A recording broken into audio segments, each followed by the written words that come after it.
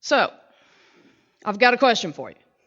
What do the Kentucky Derby, Buddhist monk Thich Nhat Hanh, Mother's Day, Irish indie rock artist Hosier's hit song Take Me to Church, and the vision of Christian unity that gave birth to the Restoration Movement and ultimately our denomination and our local congregation, the Christian Church, Disciples of Christ, Twin Pines Christian Church, what do all of those things have in common? Nothing.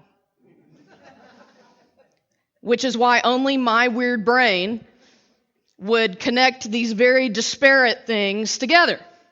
So, as a good Kentuckian, I made sure that I spent some time in front of the Kentucky Derby last night. Now, to the casual observer, certainly before I moved to Kentucky, I would not have been able to appreciate this.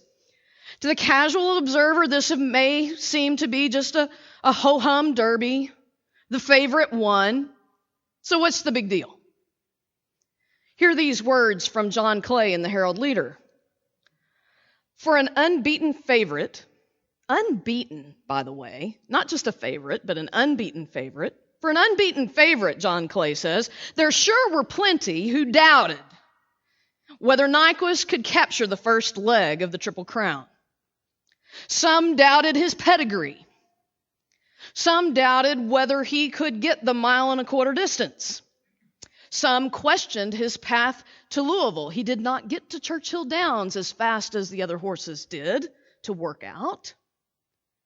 I love this line, some questioned his pedigree, right on Mother's Day weekend and everything. Yeah, if he wins, it's his mama and his daddy. If he loses, it's his mama and his daddy. Some questioned his pedigree. The Dame, seeking Gabrielle, didn't foal in her first year. That's a sign of trouble. Sire, Uncle Mo, a proven champion, to be sure. Of course, we all know that a champion alone does not produce another champion. Was it Mo's bloodline or Gabrielle's that produced the champion quality we saw in Nyquist last night? Horse breeding, I understand, is a big business around here. Karen Davies was telling me that I don't know if she still does that, LaJama, but when she was working in the lab to make sure that the horse actually genetically belonged to the sire and the dam that the owner said it belonged to. We have to test these things because, somebody might just say, well, my horse comes from Man of War, right? Horse breeding is big business because the stuff of champions has a way of living on in their progeny. And what is true of horses is true of humans as well. I once read, whether your mother is dead or alive, you carry her with you wherever you go. Even if you never knew your mother, and especially if you do know your mother. Reminds me of a quote by Thich Nhat Hanh, the Buddhist monk, that came through my Twitter feed yesterday, the day before Mother's Day. It's from one of his books. Each time my feet touched the earth, I knew my mother was there with me. I knew this body was not mine alone, but a living continuation of my mother and all of my ancestors. These feet that I saw as my feet were actually our feet. Together, my mother and I were leaving footprints in the damp soil. Now, I can imagine for many, this thought might be quite a welcoming comfort. As the Buddha Master himself puts it, as the reading continues, he says, from that moment on, the idea that I had lost my mother no longer existed. You see, he had lost his mother to death, and he missed her. Any of us, for some folks, Mother's Day can be really tough if you just lost mom recently, or even if you lost mom a long time ago and you've just not been able to come to terms with that. To come to a place to say that I've not lost my mother, and to say that that thought no longer exists, that my mother is not lost to me, that my mother is me. Wow, what comfort that could bring.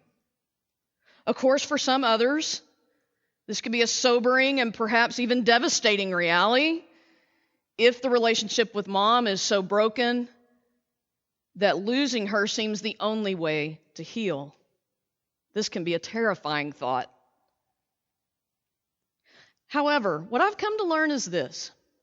If we carry our mothers with us wherever we go, then we get to decide which parts of our mother we will take with us and which parts of our mother we will leave behind. We get to decide which influences of mom will continue to influence us and which ones we will restrict, reframe, or even reject if necessary. And in that regard, I would like to take this Mother's Day to say a big, huge thank you to my mom for the influence she gave me by taking me to church every Sunday, especially when I didn't want to go. Curling my hair. I really don't want to give thanks for the hair curling, but I give thanks that my mom thought it was important enough to get me ready for church and to take me to church.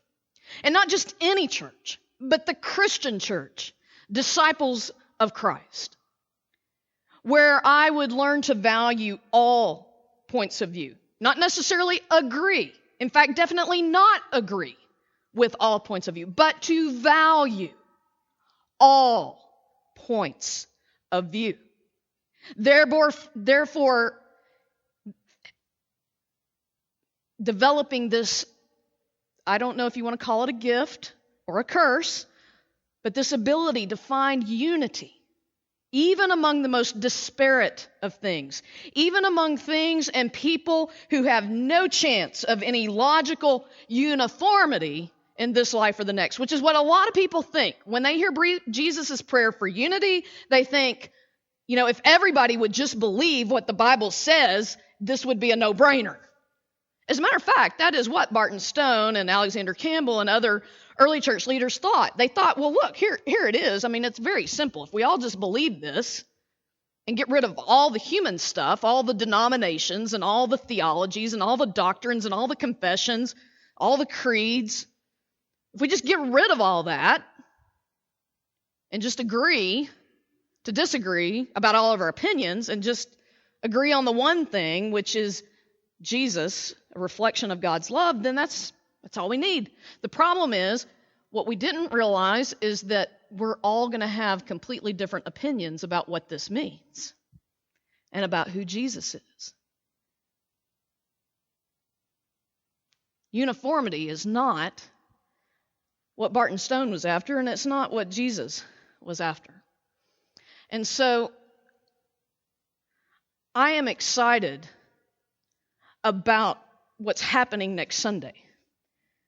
As the organizers of the event have said, this is not just about looking 200 years back. This is about looking 200 years forward. Can we do something now? Maybe we won't bring these disparate strands of Church of Christ non-instrumental and independent churches and Christian Church Disciples of Christ back together into a single denomination, but that wasn't the vision anyway. The vision was a unity of love,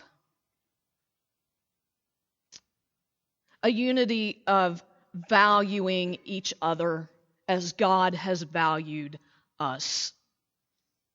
My prayer today is much like Jesus's, that you will find at Twin Pines what I have found, that you will find this love of God that I have found through my relationship with Jesus and through the church and there to God, that you will find that love. That you will find in this place not the kind of church that offends or condemns or disappoints and destroys like so many churches. And this is where we get to the indie rock artist Hosier. I don't have a picture of him. That's okay. We're sticking with the disciple thing here.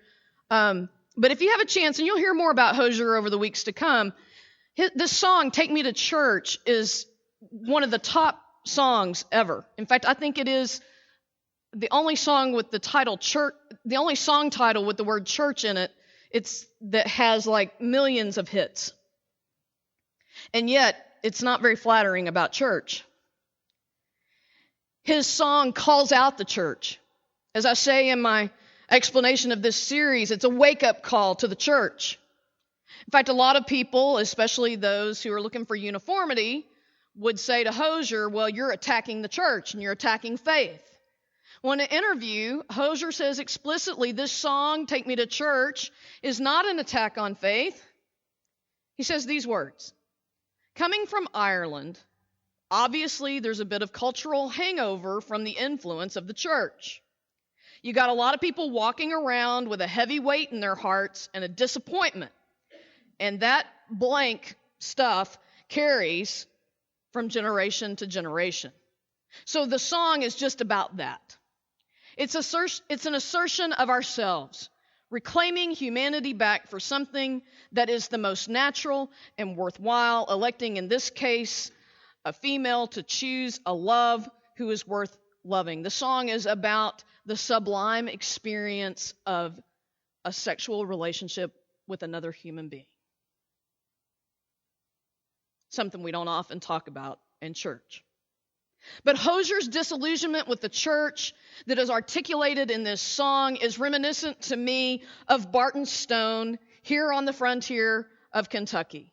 Now, I don't know if Stone actually wrote anything about the church's views about sex, but I do know this. Barton Stone grew up in a time when the church was known for condemning people to hell, whether it be for sex or drinking or cursing or playing cards or gambling or gossiping or whatever it was. And the church spent a lot of time telling people what they had to do. So much so that Barton Stone reached a point in his education as a minister that he thought, I can't do this. The way I read it, I'm unsavable. Because essentially, I'm a human being. I'm a human being, and I'm going to have human urges, and I can't stop those. And if what the church wants me to do is to be not human anymore, then maybe I just need to not go to church anymore. I mean, he'd had it. He was just about to give up completely when he heard a great sermon. See, great preaching can save the world. I just want you to know. Okay, so he heard a great sermon entitled, God is Love. God is love. He heard this great sermon, and it changed everything for him. Because at that point, this is when he got the vision for Christian unity. He was like, that's it. We've got to get rid of all this doctrine and all these creeds and all these beliefs and all these telling people what to do. We just need to come together around the table and love each other. He dreamed of a communion table that was open to everybody, baptized or not, believer or not, Presbyterian or not. Just love, where we value each other as God has valued us. He got this vision, and he dreamed of a church, not a denomination. This is why I have no problem if the denomination is dying, and I'm sorry for those of you who might be worried about that, but I'm not, because that was not part of the dream. The dream was a movement, a love movement, not a hippie love movement, like a real God love movement. A church built on this one aspect of God. God is love. The kind of love that we celebrate on Mother's Day. Haven't you ever heard, well, only a mother could love him or her? You ever heard that? Oh my goodness. Yeah, we all know people like that, and most people like that are us, right? Like only God could love me. Only a mother could love me. That's the kind of love we're talking about. So my prayer today for you and for us as a church is that we're the kind of church that Papa Stone dreamed of, in which I had the fortune to grow up in because my mom took me to church. She took me to a church which was by no means perfect. Ask her. All she ever did was complain about the minister and what he did wrong. Yet she kept dragging me with those curlers in my hair every Sunday. It was a church that was by no means perfect, but it was a church that allowed me to think for myself and which challenged me not only to think for myself, but to respect what others think. That was a big one. You see, I think a lot of us disciples, we get caught in that, well, I can believe whatever I want because I'm a disciple. No, that's only half the story, folks. If you believe whatever you want, then you're a church of you. And you only. No. I am taught not only to think for myself, but also to respect and to value what others think. Doesn't mean I have to agree. Some of you I've had some pretty heated conversations with. And I love it. I want to come back for more. Because you know what? Every time you argue with me about something, you know what happens? I grow. I grow. I think and I rethink my position. And I become a better person because of you. So I want every single person in this church to call me, text me, email me, meet me face to this week, and argue with me. And tell me what a terrible sermon this was. I want to know what you think because that's what my church taught me to do. It's a church that taught me to value individuality, but also to value the individuality of others, to value cultural diversity and global perspective. A church that engaged me in both ecumenical and interfaith dialogue, that sought not to argue so much as to understand and to expand. It is a church that let me try and fail.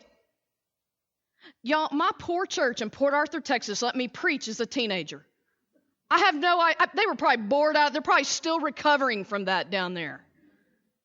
All those good mamas and daddies in that church that let me have a chance to fail in the pulpit in front of God and everybody. What a church. A church that let me try and fail in a safe and supportive environment before I ever showed any true success. So I'm grateful today for my mother who took me to church where I met mothers in the faith. In Houston and in Port Arthur, Texas, in College Station, Conroe, Longview, and Tyler, Texas, and now here in Lexington, Kentucky, and in other places in Kentucky as I meet with my regional brothers and sisters. I am thankful for mothers in the faith who have taught me how to love and to listen, to sacrifice, and to serve. And I'm especially thankful for my mothers in the faith, God bless them, who've taught me not to take myself too seriously.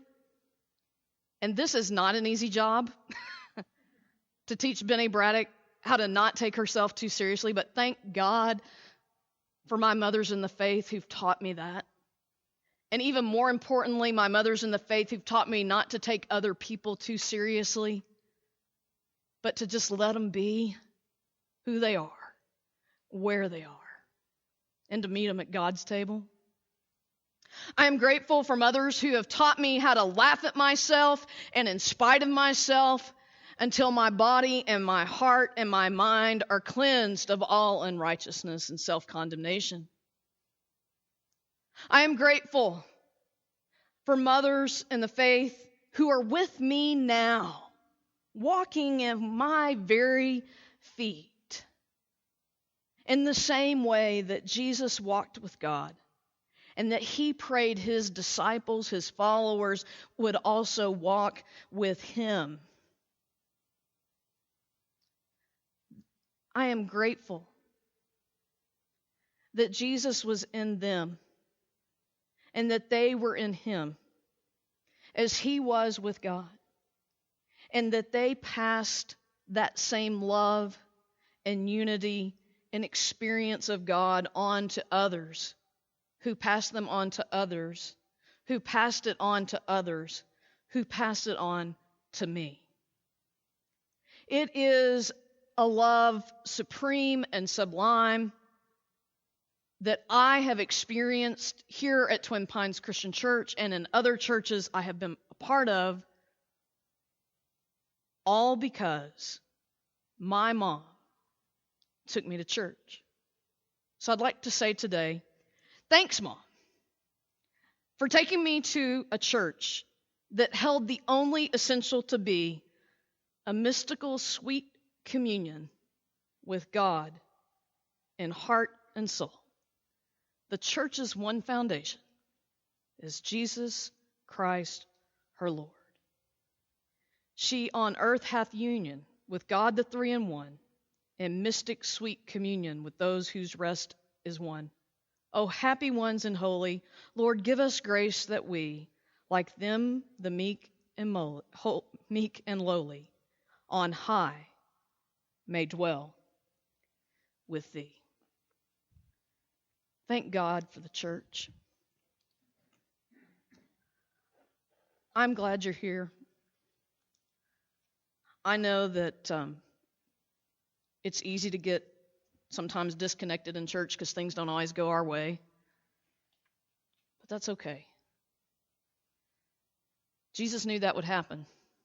That's why he prayed this prayer, so we could remember the one thing that we need to remember that holds us together, and that is the mystic sweet communion with God, with God's love, with each other.